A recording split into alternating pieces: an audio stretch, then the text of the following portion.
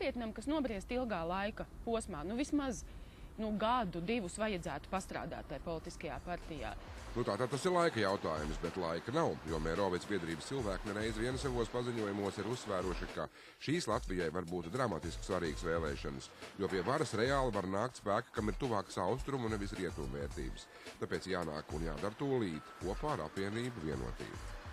Es nekad un mani kolēģi nekad nav domājuši, ka mēs varētu pievienoties Tautas partijai vai Šlesera partijai, jo es tomēr redzu būtisku atšķirības starp tām partijām, kas veido Vienotību, un tām partijām, kuras lielā mērā ir noteikuši šo necaurspīdīgo, korupto politikas kultūru. Protams, Mērovic biedrības un Vienotības ideoloģiskās bāzes kopība ir saprotama. Tikai kāpēc reiz ir gaidāma cīņa par rietumu vērtībām, Vienotība ne bez Mērovic biedrības ziņas no līgstas izmet Tēzumiešu un visu Latvijai. Tak jau viņus par koķetēšanu Krieviju apvainot nevar. Bez tam izskatās, ka ilgu laiku nesaprotamais tā dēvētās Ēlertes grupas status nemaz nepatīk Vienotības dalībniekiem, kuri izteikušies, ka visiem izņemot Ēlerti būtu jāizvēlas kādu no 3 partijām, kurā stāties, un tad aiziet uz listi. No mana viedokļa šobrīd par katru cenu ņemt un iestāties kādā no partijām nozīmētu, ka tas ir bijis viss mērķis, uz ko mēs ejam, ka mums tad par katru cenu tai sarakstā ir jābūt. Un katrā ziņā tas nav signāls, ko mēs vēlamies sūtīt, un tas nav arī, kam mēs ticam un kas ir tā mūsu pārliecība. Te kaut kā īsti neko nevar vairs saprast. Kā tad tā? Tikko kā runāja par laiku, ko nedrīkst vilcināt, un te atkal, ja ir jāstājas partijās, tad nepiedalāmies. Godīgi sakot, nav saprotams, kāpēc tik ļoti Mērovic biedrības iespējamie kandidāti tik strikti iestājas par politisko šķīstību. Jo, ja reiz viņi ir gatavi iekļauties Vienotības frakcijā, tad jau reāli atbalsta arī šīs apvienības ekonomisko, politisko, sociālo programmu. Manuprāt, bezpartisks cilvēks tomēr var arī piedāvāt savus principus un savas idejas. Un varbūt viņam ir brīvāka iespēja vienoties ne tikai ar vienu partijas principiem, bet ar vairākiem, un katru jautājumu izskatīt atsevišķi. Bet viņš nav ierobežots, teiksim, uz katru jautājumu tikai balsot kā partija. Ja reiz tā, tad var sanākt, kā Vienotības frakcijai, kurā būs arī neatkarīgi Mērovic biedrības ļaudis, var radīt milzīgas problēmas ar iekšējo disciplīnu, jo brīvie jau varēs rīkoties pēc izjūtām un pārliecības, bet svarīgi taču ir arī komanda. Iespējams, Vienotība varētu izveidoties kā vienota politiska partija pēc vēlēšanām. Mēs šobrīd to situāciju nevaram 100% prognozēt. Iespējams, ka mēs varēsim tik tālu novienoties par kopīgiem principiem, ka šie cilvēki, kas iespējams no šī saraksta iekļūs Saeimā, arī kļūs par šīs partijas biedriem. Tādas runas ir dzirdētas, tomēr tā laikam nebūs šī vai nākamā gada prioritāte Vienotībai.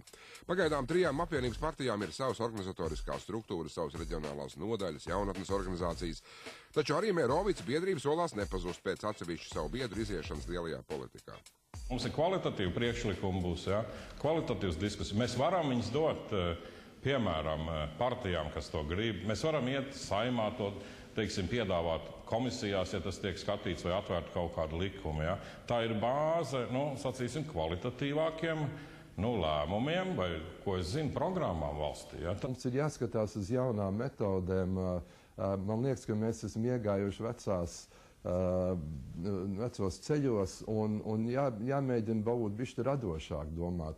Tā frāze, kas man patika, ir progresīvās pārmaiņas.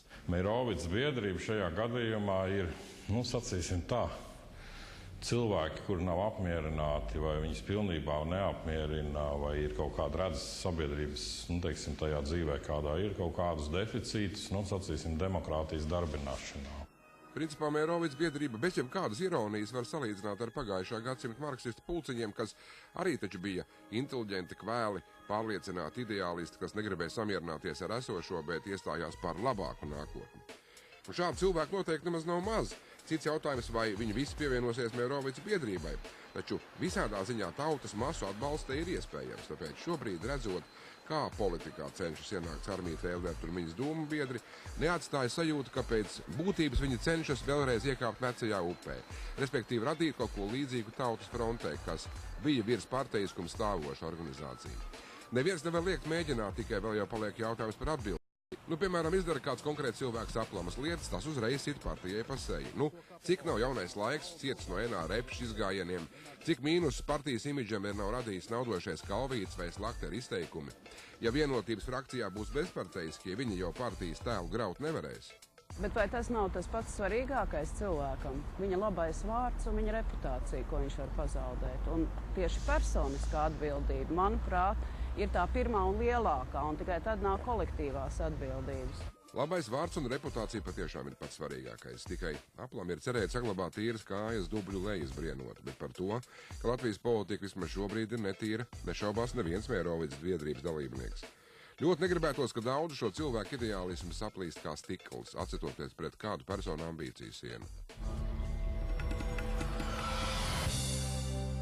Pēc šī sižeta mēs studijā turpināsim jau iesākto tēmu, tāpēc, ka tur ir daudz dažādu jautājumu un pēdējo dienu notikumi arī mazliet mainījušo situāciju, jo liela daļa interviju tika ierakstītas, burtiski dažas varētu teikt